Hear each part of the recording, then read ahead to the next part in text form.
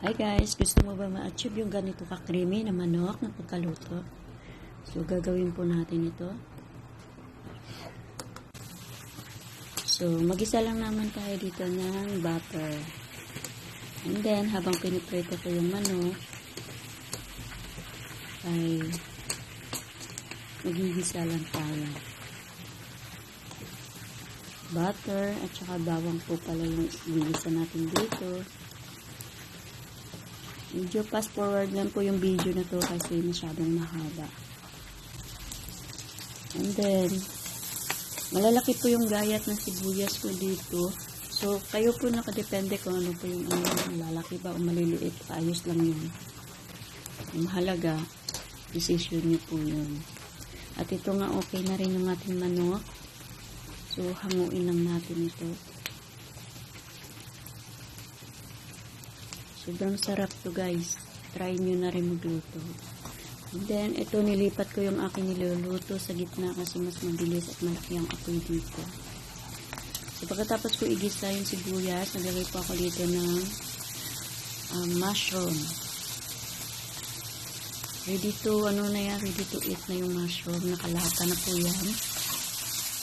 Halo-haloin lang po natin ito para mag-combine po sila. And then, lalagay ko na rin po dito yung gulay na pusa at saka carrots.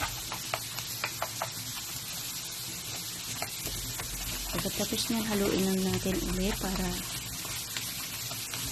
mag-combine po sila together. Char.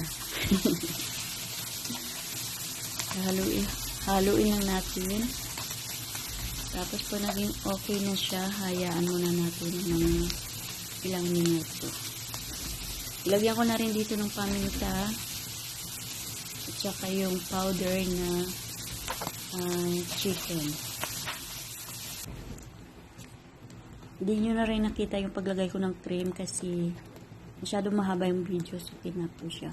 Cream po pala yung nilagay ko dito at saka konting cornstarch para maglapot po siya ng konti.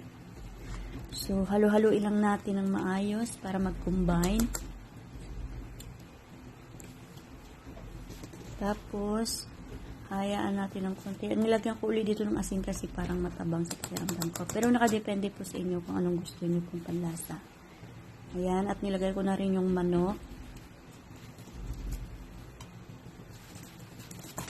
Ibulog na natin dito ang manok at halo-haloin lang natin. Fresh pina, yummy pa. Diba?